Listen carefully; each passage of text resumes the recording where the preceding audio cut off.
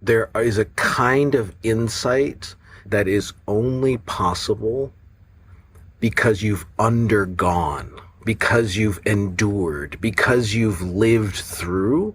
And it's not at all a question of your intellect or intelligence.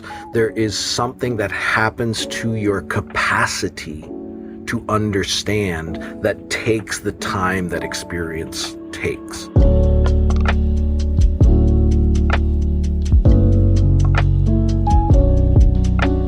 Whether it's the regret spurred by a procrastinated project, a wistfulness to return to days with fewer responsibilities, or the desire for a future when our degree is finally finished, we spend a lot of our energy fighting against time. If only you had 15 more minutes, or were 5 years younger, or a year into the future, then things would be better. Maybe even you would be better. But maybe time is more than a sparring partner, more than something you curse or see as a thief. While we love to hate it, time can bring about beautiful things. Through time, we can experience the vibrant colors of fall, find fractured relationships healed, and grow more confident in our unique gifts and talents. So what would it look like to partner with time? And how could this partnership inform what it means to be human? In this episode, you'll hear from one of our favorite forum speakers, Dr. James K.A. Smith, a professor of philosophy at Calvin College. You heard him last week in an episode on desire and habit. And this week, we're going beyond the forum with him in an interview on his new book, How to Inhabit Time. His book just came out a couple days ago. You can order a copy using the link in the episode description. In How to Inhabit Time, Jamie outlines the importance of partnering with time, embracing our finitude, and appreciating fleeting, ephemeral moments of this life. In our conversation, we dive into these topics and explore how we can become more grateful for the time we're given.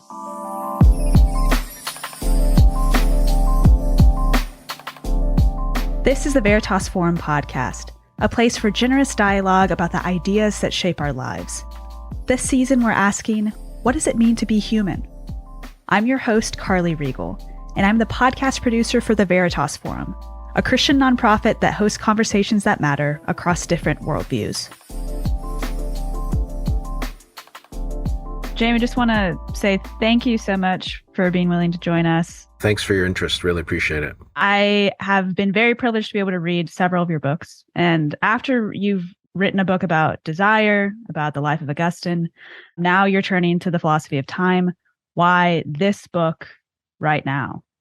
It's a great question. So in many ways, I do think the book grows out of those other projects. So, work like Desiring the Kingdom and You Are What You Love was trying to be attentive to the formation of our habits, and particularly the habits of desire, love, longing, yearning. And then Augustine was really the background hero of that whole account. So the Augustine book is diving into that a little deeper. And I think I realized that if you are going to talk about formation takes time. And it struck me that nobody had quite tackled the temporal dynamics of all of this in a way yet. So it also felt like there was maybe a lacuna or a gap to fill. And as a scholar, scholars run to the gaps, right? It's like, okay, what haven't we addressed or dealt with? Not entirely, but maybe in a more substantive way. I should say too, I really do think that this grows out of, this has been a bit of a career-long interest for me. My very first book, way back in 2000, so over 20 years ago, which is kind of crazy to think about, was really about finitude. And I think the notion of what it is to be a creature, to be finite, to not be the creator, is something that has always interested me. I think most of our conversation today, I'd love to focus in on mortality. There's a bunch more to the book than that, but I think that would, especially when we think about what does it mean to be human, you kind of see mortality as maybe like a threat to our humanness or something that we need to fight against or deny. But in your book, you say instead of denying it, we need to embrace it. Here's the deal. All of us are now mortal. But for me, I'll just say, like I'm in my 50s now. So this is all hard for you young folks to imagine. But there is something about, for me, accepting my mortality is not just a matter of accepting that I will die. Mm. Obviously, that's part of it. I think accepting my mortality is realizing and receiving the fact that I will change. That time isn't just something I go through, it does something in me. I think living into our mortality is mostly realizing that we never get to float above time, that we are gifted with time, and that the changes that we undergo are different moments and seasons in which we experience God's enduring faithfulness differently. When I think about mortality, the first thing I think about is death. It's like, okay, well, in order for me to accept my mortality, it means that, I'm not going to be here someday. I'm going to die. I so remember being 30. I can't quite remember being 22, but I can remember being 30. Yeah. And I remember, you talked to this guy and you were like just worked up about something, or you thought you saw exactly everything that was right and true and good about the world, and so you're fighting the good fight. And you meet this guy who's like 60, or this woman who's in her 65 years old, she's retiring, and she's kind of like, take it easy. It was always some version of like, well, wait and see. And I have to say, I hated that, because I thought, well, wait a second. Isn't it just a question of whether I'm smart enough to see everything? Mm. And I'm an academic, so I think I'm smart. I should be able to figure this out. It doesn't matter how old you are. You either see the truth or you don't. I would say the great revelation of seasonality in this mortal Christian life is that there is illumination that comes from going through things. There is a kind of insight that is only possible because you've undergone, because you've endured, because you've lived through, and it's not at all a question of your intellect or intelligence. There is something that happens to your capacity to understand that takes the time that experience takes. That said, I do think at every stage in our life, if we can sort of get into this reflective space where we understand our finitude, our creaturehood, and the way we relate to God, then I think we can be a little less anxious about any particular moment in which we find ourselves. And maybe that's a gift when you're 20 or 25, is to sort of say, okay, wait, all right, if I just know that I don't have to have this all figured out right now, and it is not a knock or a mark on my gifting or intelligence that I don't have this all figured out right now, maybe that creates a sort of liberation for folks. And I think the common narrative is like, if you don't learn it the first time, then you weren't paying attention, or you're not smart enough to understand.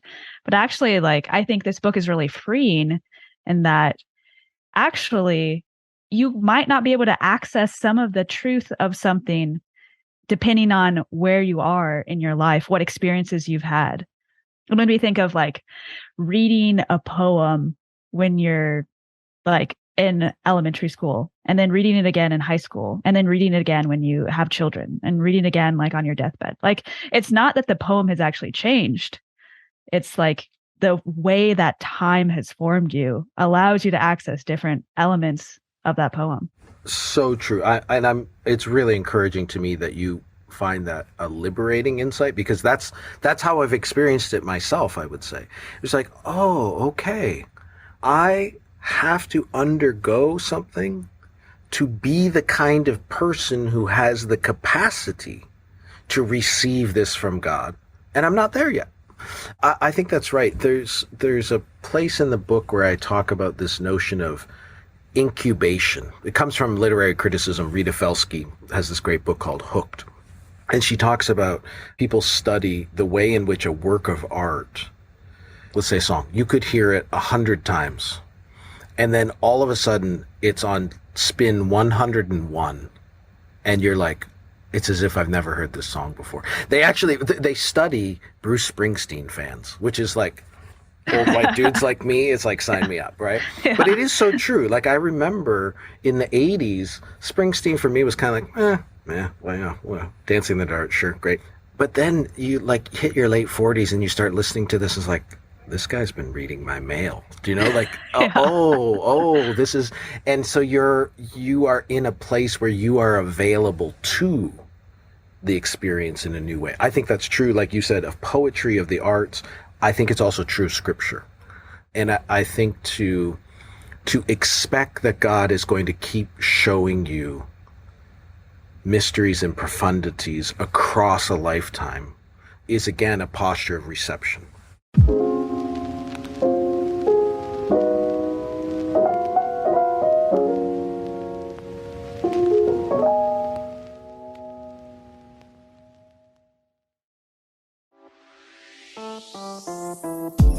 Hi all, I'm Seth Bollinger, a member of the media team here at Veritas. If you're loving the podcast so far, we want to invite you to continue engaging in these important conversations by signing up for our newsletter. Each month, you'll receive thoughtful content about the ideas that shape our lives, updates from our student and faculty partners, and other Veritas news and events. You can sign up today by visiting veritas.org/newsletter or by clicking the link in the podcast description. Thanks for tuning in and enjoy the rest of the show.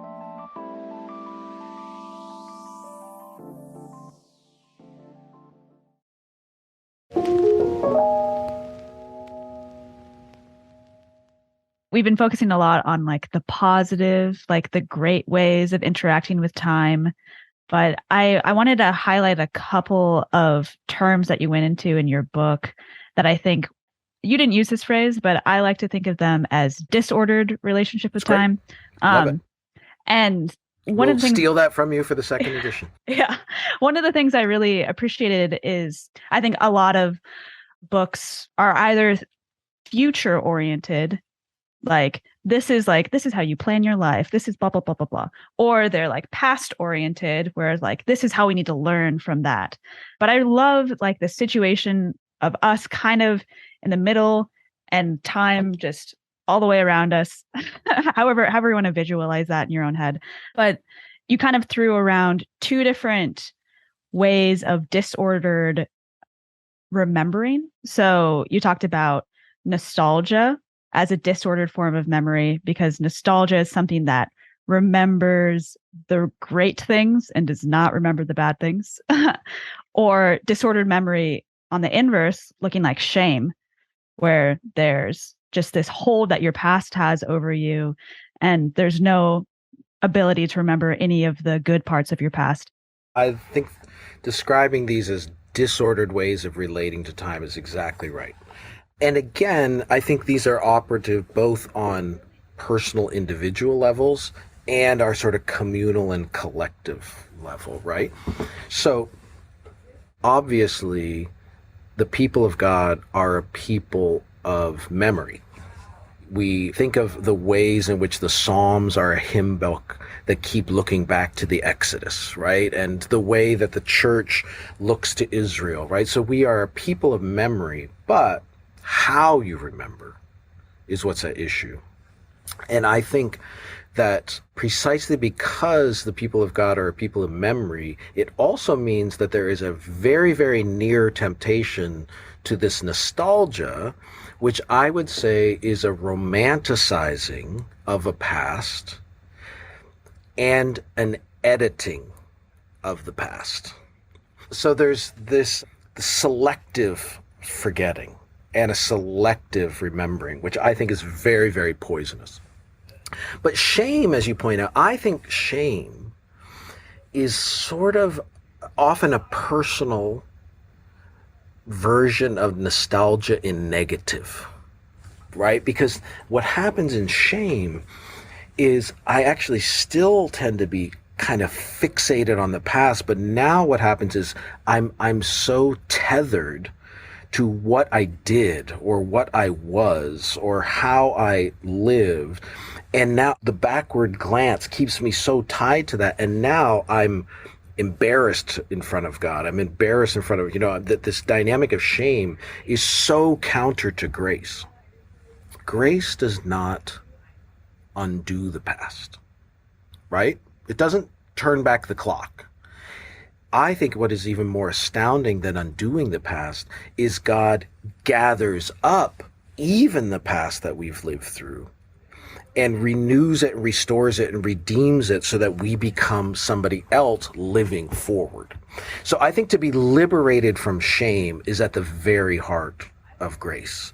And any version that calls itself Christianity that sort of feeds shame is a lie. It has misunderstood something fundamental about what God's grace is. And on the flip side, if we're thinking about the future, you've got disordered hoping. So that might look like this notion of progress of like, oh, well, like I hope for this future because I have this belief that everything's going to turn out okay. And like, it's all up and to the right from here. Or you can look at the future with this doomsdayism that you talk about of like, well, the world's going down. There's nothing we can do. And we just got to wait and just watch it burn. The people of God are also called to be a futural people, right? We pray every single day, thy kingdom come. Like the posture of the people of God is we receive an inheritance for the sake of living towards the kingdom. That kingdom is something that we receive, not something that we manufacture. Now, we are caught up in the life of God. We are, in a sense, co-laborers with God. But I think, as you point out, let's call it, for lack of a better term, I'll probably regret this later, but let's call it progressivism, is, I think, another refusal of grace. Because what it really assumes is that the future wholly and entirely depends on our ingenuity. Augustine would call it a Pelagian endeavor, right? Because it's assuming that we have the resources to accomplish this. And I don't know if people have looked around at humanity, but I don't think that's a very good bet. And so which is also why I think people can come through progressivism, see the reality of its kind of unsustainability, and fall off the other side of the futural cliff into despair, right? And they're like, well, it's hopeless. Yeah. I think, by the way, this is, in the moment in which we find ourselves, I do think it's important that Christians listen carefully to those who despair. Because I think we are a little bit inclined to Pollyanna-ish sort of happy ending stuff. I think a serious expression of despair is what we call Afro-pessimism. Ta-Nehisi Coates, a kind of conversation in Black thought, which is sort of saying, look, the universe is actually just ontologically loading the deck against Black people. Let's stop pretending. Do you know what I mean? And so you get, there is a real fundamental despair that characterizes Afro-pessimism, and I get it. Like, I want to understand that. But then, I listen to folks like Cornel West or my friend Cleve Tinsley, who says, I get that, and yet I am a prisoner of hope. That's what it is to be a Christian. I'm a prisoner of hope. I don't see exactly how this is going to work out, but I keep entrusting myself to hope, which is a way of being towards the future, which again is laboring, but with hands wide open, because we realize that there is a gift that is coming, that we are longing for, that we are learning for. It's a relation of dependence upon the God who is remaking and reconciling the world to himself. That last bit, like the idea of progress as something fixed, is very counter to you gave some examples in your book about your experience as a gardener. And just like, if you had that notion of fixedness when you're going to your garden bed and you're planting that carrot seed, like you're like, well, I'm doing XYZ. I'm doing all the things that you need to do in order to make this carrot seed grow, and ergo it will grow. Like, like there's so much to gardening that we have absolutely no control over, you know? So true. It's why it's disheartening 87% of the time, right? There are so many variables, and we try to manage it as much as we can. You know, it's interesting. So I'm editor of Image Journal, which is a journal of faith in the arts. And one of the things I have realized is how many artists actually inhabit this space between what they intend and what actually arrives in their making. Do you know what I mean? And I think it's a great analog to what we're talking about. Of course, we want to be responsible, intentional workers, cultural laborers, you know, co-participants in what God is doing in the world.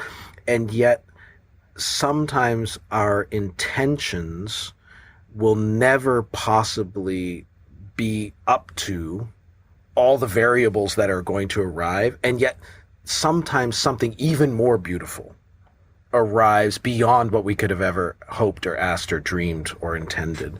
And I think living into that space of acceptance and receptivity is part of the genius of being hopeful versus confident. If you're approaching the world as like some sort of puzzle to figure out, or some sort of thing where if you pull these levers, this will happen, and these are all the cause and effects. And I think that ephemerality is part of what offends us. If we're in that sort of information mode, right? It's like we should be able to figure this out, and then we want to reify it, freeze it. In the book, I also talk about this experience of driving through the Susquehanna Valley in Pennsylvania one fall on our way back from Maine. And, you know, just the absolute fire of the leaves in the valley in the fall. And yet that is actually only possible because they are dying. Do you know what I mean? And so what does it mean to be able to receive the flaming beauty of all that and realize it is because of its ephemerality? That to me is a big part of what living into our mortality is about. And to not cling and try to preserve in amber what itself is given to change. There's all kinds of strange ways that we do that. I'll say that as a parent, I think it is really, really crucial for me to like let go of my kids and let them become the next thing they are going to be. As much as I might, you know, I love this phase, or I loved this phase, or I'd like, this is so amazing. And they are given to change in all the same way. So what does it look like for me to parent mortally? Right? To sort of, not only that I experience seasons, but they do. And what does it mean for me to sort of keep receiving the new child that they are when they're 20, when they're 30, and so on? That's harder than it sounds sometimes. I guess like when you're approaching something as difficult as accepting the fact that your child will change, what are we to do? Like what's our response to that? A couple things. The base note in everything that we are talking about is the utter steadfastness of God. Do you know what I mean? The steady faithfulness of a God who is present to us and to our loved ones in all these generations. So that's such a context defining aspect of this. And it's actually being then open to the surprise to say, oh, I don't know yet what they might be. So, right? And to, by the way, this isn't to, I don't mean it to always sound rosy, right? Like there's risk. To live mortally is also to live into risk and to live into fragility and to live into, like I spend quite a bit of time, maybe I need to talk to somebody about this, but I spend quite a bit of time just imagining and hoping and trusting that I will have the capacity to care for my wife in our septuagenarian years. I don't know what that will be. I have no idea what that will look like. I don't know what it's going to look like for my daughter to be 40 yet. I love her at 26. Do you know what I mean? This is beautiful. But instead of saying, oh, please always be 26, it's like, man, who knows what 40 might bring, and there's, and it would be very cool if it's grandchildren, but no pressure. So I think it's expecting surprise and to know that our Father is one who, if you ask for a fish, he's not going to give you a serpent. And if you ask for bread, you don't get stones. I think that's such a fundamental aspect of to live hopefully with God in time. Well, I have one last question for all those listening. We kind of hit on this practical note, right, kind of at the end, but I'm curious for those who just listened to this conversation about living in time with a rightly ordered view of the past and the future, what are next steps for our listeners? What can they take away? What can they apply to their lives? So it's a terrible question when you're a philosopher. Exactly. But it's like, can't we just live into abstraction? No, so I do think one thing, and I don't mean for this to sound like some sort of magic silver bullet, but I would say that my own spiritual life, being governed by the rhythms of the liturgical calendar of the Christian year, I could only have written this book because I have spent, a decade or two living the Christian life according to those rhythms of Advent and Christmastide and Epiphany and Lent and Easter and ordinary time. And that doesn't mean you have to go to a congregation that's doing that. It's great if they are. It's also something that you can pursue in your own personal spiritual life or in, communities of friendship. I do think that that's a pretty practical thing that you can do that, by the way, will not pay off immediately. But it's something you entrust yourself to that kind of timekeeping. The second thing I'll say, and this might sound slightly strange, but I'm committed to this. Make friends with old people. Or at least, let's put it this way. Make friendships that cross generations. Multi-generational friendships. And so maybe you should think of it on both ends. I think one of the great gifts in my own life for learning how to live into time has been having friends who are always a generation or two ahead of me, because in some ways it's almost like time travel, because they're on the other side of what I might be just entering into. And it can be hard to see and get oriented where I am. And I still have to go through it. But to hear from somebody who's on the other side of it speak back to me and say, I've been there. This is what it was like. Don't be worried. Don't be surprised. I think that's a gift. And to be, I think already somebody who's 20 can be befriending those who are younger, right? And I don't mean just in terms of being like a mentor or whatever. I mean, let's tell each other the stories of what we've gone through. What have we experienced, so that when other people sort of step into that fog or that river or that season, they have a kind of orientation because you've sent back reports from the other side of it. I think multi-generational friendships are kind of a way of not quite transcending time, but as if we could transcend time. And maybe especially for folks who listen to the Veritas forum, which is like super smart young people. I will say this should reframe how we look at who has wisdom in our congregations. It's not always the people with PhDs, right? In fact, some of the wisest saints who have gone through it are folks who are not on, anybody's website. They're not published. They don't have CVs, but they are in the stained glass of God's kingdom. And I think it can be a very important, humbling gift to realize that wisdom is not synonymous with education, and to open ourselves up to that. Oh, that's wonderful. Wow. Love that. This is a taste of what I sort of explore in How to Inhabit Time. And it's really, the book is an invitation to contemplation. And so I hope it's a book that people kind of journey with. It's less a book that you kind of get, and more a book that I hope you sort of live with, and maybe a book to be read in community. I think that would be really, really rewarding if I knew that people were sort of talking with one another about it. I hope it's the beginning of a conversation. It is certainly not the end of a conversation.